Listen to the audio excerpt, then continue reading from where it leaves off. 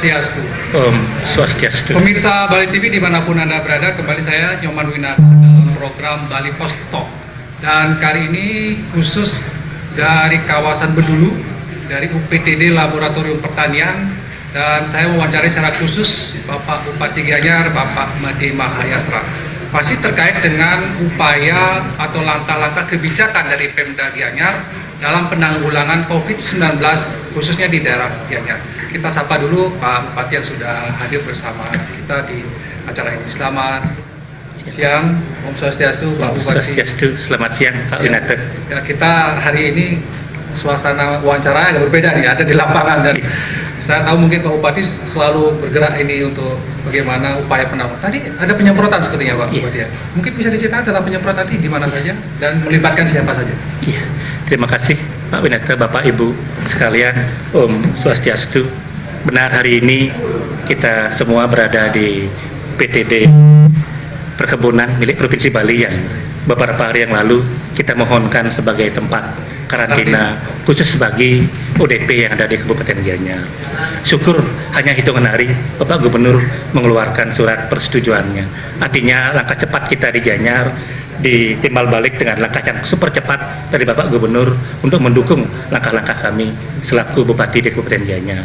Bahkan tadi masih dalam Bapak lihat kita sosialisasi agar jangan sampai nantinya langkah kita menjadikan ini ruang karantina miskomunikasi, ada penolakan, ada ketidakmengertian, ada kekesalan, sehingga hari ini saya kumpul dan lanjut kita bisa talk show langsung live di Bali TV. Baik. Jadi Ya, terkait dengan karantina tadi, masyarakat sepertinya sudah menerima Pak Bupati, tidak ada persoalan. syukur. Saya tadi takut katanya mau ada di karena Pak Bupati di sini, mereka menerima ya? Iya, tidak, sama sekali tidak ada yang demo. Mereka hanya meminta kejelasan.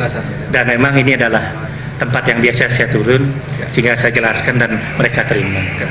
Dan langkah-langkah yang telah kami laksanakan di Kabupaten Gianyar terkait dengan bagaimana kita bersama-sama secara bahu-membahu bergotong royong bekerja sama untuk bagaimana melawan corona ini, melawan COVID-19 ini sudah kita lakukan. Dari yang lazim dilakukan semua orang, penyemprotan disinfektan kita lakukan. Dari membuat bilik steril yang akan kita tempatkan di seluruh pasar-pasar se-Kabupaten Gianyar, termasuk perkantoran, telah kita lakukan mulai hari ini. Dan yang paling penting adalah kita memberikan pembinaan seperti apa COVID ini, bagaimana kita melawannya, agar jangan sampai terjadi kepanikan yang justru nanti akan menimbulkan langkah-langkah yang tidak efektif. Nah, sehingga kita jelaskan dengan baik seperti apa kita menangkal ini. Satu kata, yaitu kita disiplin dengan semua panduan yang telah dikeluarkan oleh pemerintah, baik pemerintah pusat maupun pemerintah daerah, yaitu Bapak Gubernur dan saya sebagai Bupati. Astungkare, pemerintah Kabupaten Gianyar, masyarakat Kabupaten Gianyar mengerti, sehingga selama ini sangat efektif apa yang kita lakukan. Walaupun cukup banyak ada ODP, PDP maupun yang positif, itu bukan ukuran. Yang jelas masyarakat Gianyar sudah mengerti apa yang mereka lakukan. Dan setelah itu saya juga beberapa hari lalu mengeluarkan kebijakan untuk bagaimana menghargai daripada garda terdepan kita, para dokter spesialis, dokter umum, perawat, klinik servis yang langsung bersentuh dengan pasien maupun tenaga ambulan.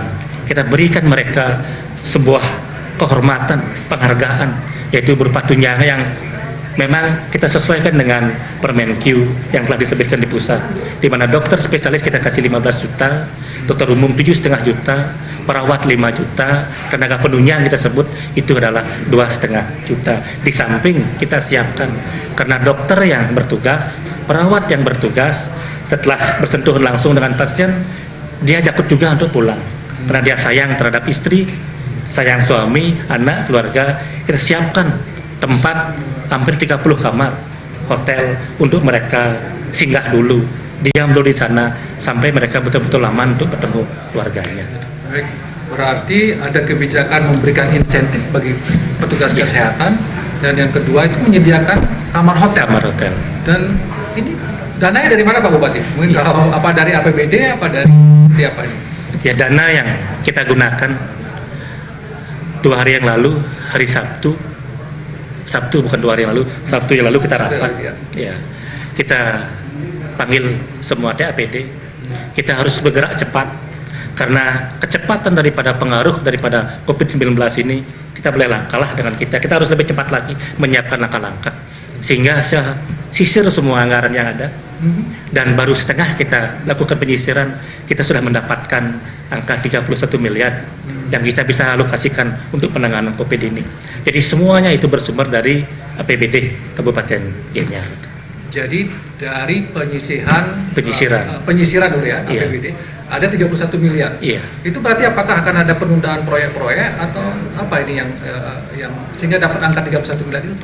Sementara dari angka 31 miliar itu satu pun belum menyentuh proyek, Oh, belum. satu pun belum menyentuh terkait dengan kepentingan masyarakat. Oh. Yang kami sisir satu, karena Gianyar sekarang PAD-nya 1,2 triliun kita rancang di dalam APBD 2020, berarti pada saat yang bersamaan di APBD dipasang juga insentif senilai juga setara dengan 1,2 triliun itu. Jadi itu dananya puluh miliar. Saya ambil dari sana satu. Kedua, saya ambil dari perjalanan dinas. Tidak mungkin kita melakukan perjalanan dinas dalam situasi seperti ini, apalagi ke Jakarta yang notabene ada hampir 700-an orang positif ada di Jakarta. Baik yang ada di DPRD maupun yang ada di sekretariat di Pemkab. Di samping juga dana-dana sekarang Pak Gubernur WA PKB tidak dilaksanakan, hari jadi kota tidak dilaksanakan, dan juga ada hal-hal lain itu sudah terpenuhi. Kalau sampai nanti menyentuh hal-hal yang lebih program lagi, lebih banyak dana yang kita dapatkan. Oke. Berarti kalau ini angka 31 miliar ini baru awal ya. Kalau misalnya nanti dibutuhkan dana lagi, bisa kita lakukan. upayakan. Bisa kita lakukan. Karena saya berpikir sebagai bupati, saya lebih menyelamatkan orangnya dulu, warga kita dulu, daripada pembangunan pemulihan ekonomi yang akan kita lakukan itu bisa menyusul. Baik. Itu jauh lebih penting dari hal yang paling penting pun kita menyelamatkan warga kita. Kepentingan keselamatan Iya. nyawa gitu Pak. Iya. Baik Pak Bupati, tadi pagi ada berita yang sedikit katakanlah mengejutkan masyarakat ini. Ada 2 Iya. pasien positif di Gianyar ini. Nah, apakah ini karena sudah ada seperti ini, ada langkah khusus tidak yang dilakukan yang lebih agresif oleh Bupati Gianyar? Iya, di Gianyar selain pasien positif 2 orang, ada PDP itu sekitar 15 orang, ODP kita 576 orang. Yang sudah positif 2 ini dari Batuan, masih anak kecil, Oke. dan di Desa Betulu Ubud 1, ini bisa dilihat karena kami mengeluarkan web.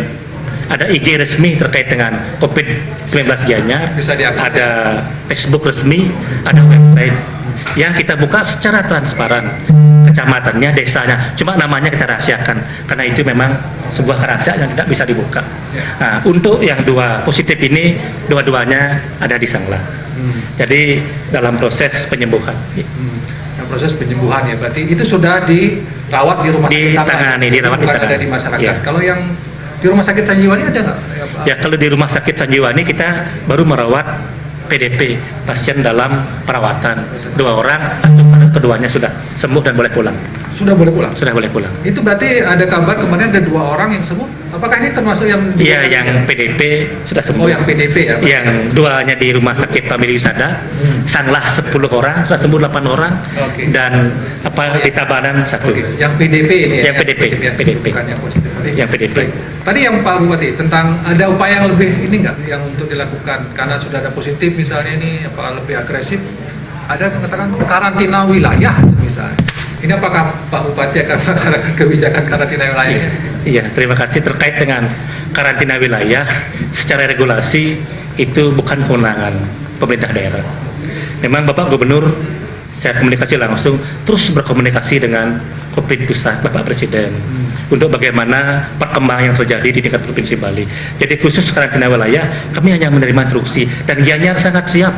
Apapun nanti keputusan pemerintah pusat lewat Pak Gubernur, kita sangat siap, sehingga hari ini adalah hari yang ketiga kami melakukan pendataan kepada penduduk, sehingga kalau nanti ditetapkan karantina wilayah, kami sudah tahu data mana yang kami bantu sembako, mana yang tidak, dan kami data background pekerjaannya masyarakat itu ada yang PNS, ASN, TNI, Polri, ada yang bekerja di badan usaha milik negara, badan usaha milik daerah, para pengusaha, rekanan pemerintah.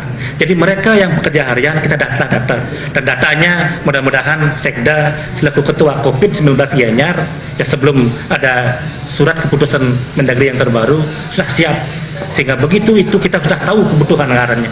Kalau tahu kebutuhan anggarannya, kami bisa bertahan berapa lama, 1 bulan, 2 bulan, 3 bulan, atau sampai akhir tahun. Jadi tahu kami kalau sebuah kebijakan itu segera muncul, kami sudah siap. Jadi Pemda Gianyar sudah melakukan pendataan terhadap siapa saja kira-kira yang berhak nanti yang mendapat jaring pengaman. Ini hari sosial. ketiga Pak Bupati? Ini sudah hari ketiga mereka bergerak. Kira-kira berapa hari butuh itu pendataan? Ya nanti laporan Sekda Segera saya. mungkin. Bisa segera mungkin. Jadi kalau misalnya sudah dapat data ini akan didapatkan perhitungan berapa harus disediakan dana logistik. Berarti ini Gianyar sudah maju. Sudah 3 hari kita bergerak melakukan pendataan lewat klien, lewat kepala desa dan aparatur kita. Jadi siap untuk karantina wilayah asalkan memang ada kebijakan dari pusat gitu ya. Apapun kebijakannya kita siap, dan kalaupun nanti secara APBD kita sampaikan kebutuhan dana seperti ini, mohon Pak Gubernur bantu. Kalau kekurangan. Kalau ternyata kami siap, kami bisa tangani sendiri gitu. Baik. Oke, Pak Bupati, Gianyar ini kan termasuk kabupaten yang cukup banyak pekerja migrannya, artinya kerja di kapal pesiar, kerja di luar negeri. Nah, ini bagaimana? Apakah ada langkah antisipasi mungkin? Karena kan ini ya mereka harus dikarantina dan segala macam. Ada langkah antisipasi khusus tidak dari Pemda? Iya. Pekerja kita yang di luar negeri, baik migran maupun yang ada di kapal pesiar itu ribuan. Data ini kami dapatkan kemarin di di Snaker Kabupaten Gianyar. Jadi memang itu begitu besar. Dan sekarang memang di tempatnya bekerja kan situasi sama juga seperti di kita ini, terjadi panik dan segala macamnya. Sehingga untuk itu kami setelah berkomunikasi dengan Pak Gubernur, alangkah bagusnya setiap yang datang ke Bali karantina dulu di tingkat Provinsi Bali. Nah, setelah itu baru keluarkan surat keterangan bahwa mereka telah melakukan rapid test, mereka telah melakukan karantina personal selama 14 hari, sehingga kami bisa terima. Namun kami juga menyiapkan tempat ini sebagai karantina untuk jaga-jaga seandainya memang ada 1-2 orang yang luput dari pantauan di Provinsi Bali, kami sudah siapkan. Karena sekarang kami memiliki 70 posko. 70 posko yang ada di seluruh desa 24 jam. Mereka dikoordinir oleh kepala desa, kepala dusun untuk menjaga wilayah 24 jam. Kalaupun ada orang yang datang diketahui berasal kerja di luar, posko ini sudah menelpon daripada COVID-19 kabupaten dan kita ambil paksa, kita karantina di sini. Di tempat ini dia karantina. Jadi tempat inilah kita siapkan untuk bagaimana menangani daripada yang mendadak ke desanya. Mereka tidak bersurat, tidak melalui jalur yang resmi, kita karantina di sini. Baik, tadi ada cerita tentang pembentukan posko di tingkat desa. Nah, ini implementasi seperti apa, Pak? Ya, sebelum desa adat melibatkan desa adat itu kemudian mengabaikan desa dinas atau kerjasama desa dinas dengan desa? Ya, sebelum Bapak Gubernur mengeluarkan instruksi ini, posko ini sudah ada di Kabupaten Gianyar. Yaitu posko ini sudah punya jam terbang. Posko ini sudah punya pengalaman karena posko ini sudah pernah mengerjakan tugas-tugas pada saat Gunung Agung meletus. Pada saat Gunung Agung meletus, kami di Gianyar sudah cepat sekali melakukan antisipasi, sehingga berapa ada pengungsi waktu itu di desa dan bagaimana penanganannya, desa melakukan apa, desa adat melakukan apa, pemerintah Kabupaten Gianyar melakukan apa, sudah pengalaman dia. Sehingga posko itu kita hidupkan, namun konteksnya berbeda. Kalau dulu bencana Gunung Agung, sekarang bencananya COVID-19. Mereka sudah punya pengalaman semua. Ini tugas utamanya sebenarnya apa, Pak? Apakah mengawasi orang, memantau orang, atau menjaga wilayah supaya tidak ada orang keluar masuk itu? Posko ini adalah pusat koordinasi, bukan penanganan. Artinya kalau dalam wilayah desa itu ada datang tamu ataupun datang orang dari sana yang bekerja di luar, dia lebih dulu tahu. Dia akan mengontak. Kalau ternyata ada orang sakit mendadak batuk-batuk, dia sudah mengkomunikasikan dengan ambulan dan mereka sudah terbiasa untuk berkomunikasi dengan COVID-19 yang ada di Kabupaten Gianyar. Langkah seperti apa yang dilakukan? Jadi yang terdekat posko inilah mereka tempat mengadu dulu. Oh gitu. Jadi kalau ada masyarakat yang memiliki gejala katakanlah sakit dan ini posko ini orang di posko akan bergerak. Iya. Karena kan takut orang sekarang yang kerja di perawat kayak di Jakarta, di kosnya diusir, mobil ambulan yang habis menangani pasien di bingkil-bingkil semua ditolak. Kalau enggak kita siapkan posko, minimal posko ini mengedukasi masyarakat seperti apa kita melawan corona, kan kita khawatir. Negara ini akan terpecah, daerah ini akan terpecah.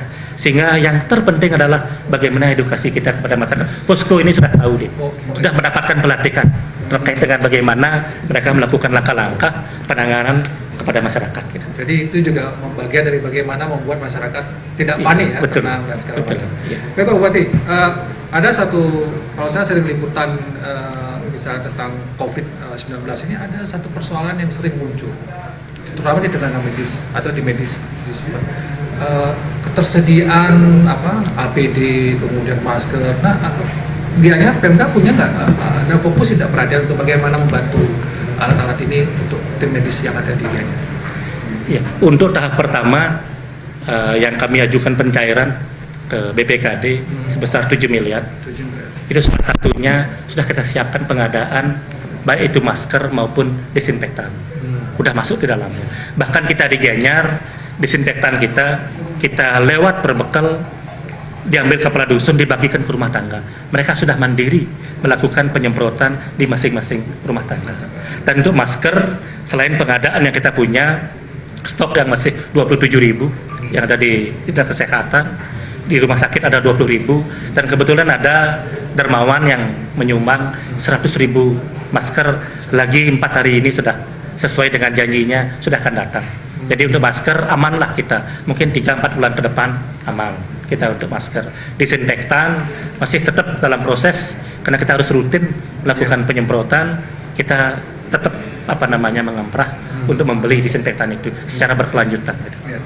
Dan itu juga sudah sebagai bagian dari upaya untuk membantu menyediakan sarana prasarana untuk bagaimana mencegah COVID. Baik Pak Bupati, yang mungkin berkaitan dengan persoalan Gianyar ini kan APBD PAD-nya gitu ya, dari pariwisata. Dengan melihat kondisi seperti ini, Pak Bupati, apa yang mungkin ada langkah terobosan tidak yang dilakukan? Karena jelas PAD akan lanjut ini. Gimana Pak? Ya, kalau PAD pendapatan asli daerah kita, Januari kita melampaui dari target yang kita Januari 2020 ya. Februari 2020 kita melampaui. Maret 2020 kita melampaui. Cuma April ini kita akan mengalami suatu turun yang sangat tajam penurunannya, bahkan kemungkinan sampai akhir tahun. Dan realisasi pendapatan asli daerah kita per hari ini baru 17,sekian%, menyentuh 18%. Sebenarnya itu sih kalau dilihat ke depannya normal ini sudah melampaui, namun karena ke depannya kita seperti apa, jadi kita sudah menyiapkan langkah-langkah. Yang jelas saya pastikan tidak ada satu proyek pun yang akan gagal, pasti. Karena proyek besar kita yaitu Pasar Gianyar yang 250 miliar, Rumah Sakit Sanjiwani 150 miliar, itu pembayaran termin pertama itu terjadi di bulan Oktober November. Jadi dipasang total sekarang, cuma nanti butuh pembayaran tahun ini cuma 30%. Jadi kalau ada kekurangan 300-400 miliar kita masih aman. Dan bahkan kita masih bisa untuk merasionalisasi perjalanan-perjalanan yang tidak penting, perjalanan dinas, uang rapat, uang ATK, uang makan minum, uang yang lain-lainnya itu masih banyak. Kita bahkan itu bisa menyentuh 100 miliar. Jadi saya pastikan kepada masyarakat yang ada proyek di wilayahnya itu aman untuk tahun 2020 ini. Oke. Nah, masih berkaitan dengan pariwisata, karena saya tahu betul bahwa Gianyar ini kan sangat menggantungkan pariwisata gitu ya, ada Ubud kemudian. Nah, selama ini ada tidak partisipasi dari pelaku pariwisata Pak buat untuk membantu bagaimana penanggulangan COVID itu? Siapa pengusaha itu? Apa karena mereka juga sedang susah sekarang juga belum ada respon nggak dari mereka selama ini? PHRI, BPBD selalu berkomunikasi dengan kita. Bahkan dalam minggu ini PHRI dan BPBD sudah akan melakukan penyemprotan di wilayahnya. Mereka patungan mengeluarkan anggaran untuk liquidnya, untuk disinfektannya, dan juga untuk masker. Namun mereka pakai di wilayah itu kan sangat membantu kita. Dan juga di beberapa tempat dia menyiapkan bilik steril. Jadi sangat membantu kita. Jadi di sini sangat penting gotong royong. Kemampuan pemerintah itu terbatas, baik dari segi anggaran, sumber daya manusia maupun yang lainnya kita terbatas. Tanpa peran serta masyarakat kita juga tidak bisa maksimal. Terutama bagi yang tidak punya apa-apa, ikutlah anjuran, ikutlah tuntunan daripada pemerintah, lakukan apa yang disampaikan.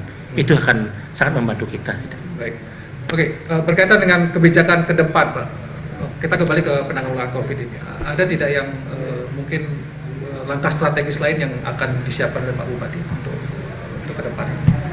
Langkah-langkah sesuai panduan yang kami terima dari pemerintah pusat, sebenarnya semua telah kita lakukan langkah-langkah itu. Kerap sekarang penekanan adalah bagaimana kita melakukan physical distancing, sehingga harus taat dengan itu, baik berada di tempat umum maupun di rumah tangga. Ikutilah itu kunci. Karena kalau Bapak Ibu yang nonton TV One, Metro TV, yang selalu muncul adalah di bawah tulisannya adalah physical ataupun social distancing. Itulah kunci. Karena kalau pemerintah memaksakan diri mengeluarkan lockdown, contoh-contoh sudah banyak kegagalannya. Sehingga taatlah itu, dan kami di Gianyar tidak henti-hentinya akan melakukan sosialisasi bersama Forkombinda, Pak Kapolres, Pak Dandim, untuk bagaimana ini biar bisa berhasil. Jadi itulah penekanannya, kita harus taat, kita harus disiplin. Ada pembatasan ini nggak, jam operasional pasar, toko-toko itu kan? Ya, kemarin saya mengeluarkan instruksi tetap berpedoman kepada maklumat Polri, edaran Bapak Gubernur, bahwa tempat-tempat umum itu wajib kita harus atur. Satu, toko modern kami kasih buka dari jam 10 sampai jam 7. Pasar rakyat kami buka dari jam 7 sampai jam 2. Dan pasar Senggol kami kasih buka sampai jam 9 malam. Jadi kita mulai perlahan-lahan mengurangi, dengan juga masyarakat menyiapkan diri kalau seperti itu. Baik, pertanyaan terakhir Pak Bupati, yang mungkin ini semacam closing statement juga Pak Bupati, mungkin langsung ke masyarakat, apa yang Pak Bupati harapkan kepada masyarakat untuk segera kita bisa, badai ini segera bisa berlalu COVID ini. Saya Pak Bupati. Iya, terima kasih Bapak Ibu masyarakat di Kabupaten Gianyar. Pada kesempatan ini saya sampaikan, pertama, percayakan kepada pemerintah. Kami telah melakukan segala upaya sesuai dengan panduan yang ada untuk bisa melindungi Bapak Ibu sekalian. Segala kekuatan yang ada pada pemerintah daerah, kekuatan anggaran, kekuatan kewenangan yang kami miliki, kami telah sepenuhnya gunakan untuk menangani ini. Saya yakin ini akan berlalu. Untuk itu, Bapak Ibu, kami mohonkan untuk disiplin, lakukan pencuci tangan seperti edaran, lakukan physical distancing, dan juga jangan keluar rumah kalau memang tidak perlu, kalau memang tidak terpaksa. Dan juga selalu lihat perkembangan COVID-19 lewat website yang telah dikeluarkan secara resmi oleh pemerintah Kabupaten Gianyar. Itulah pakai pedoman di lokasi Ibu seperti apa kondisinya, sehingga itu jadi panduan Bapak Ibu untuk melangkah. Terima kasih Pak Winata, terima kasih Bapak Ibu sekalian. Mudah-mudahan wawancara kita pada hari ini ada manfaatnya dan bisa disimak oleh seluruh masyarakat di Kabupaten Gianyar, bahkan di seluruh provinsi Bali. Terima kasih. Saya akhiri dengan Karama Santi. Om Santi, Santi, Santi. Demikian pemirsa, karena sudah di closure oleh Pak Bupati, jadi saya presenter hanya mengingatkan kembali bahwa disiplin Pak Bupati ya, masyarakat Gianyar harus disiplin untuk bagaimana menyelamatkan ini dari bencana.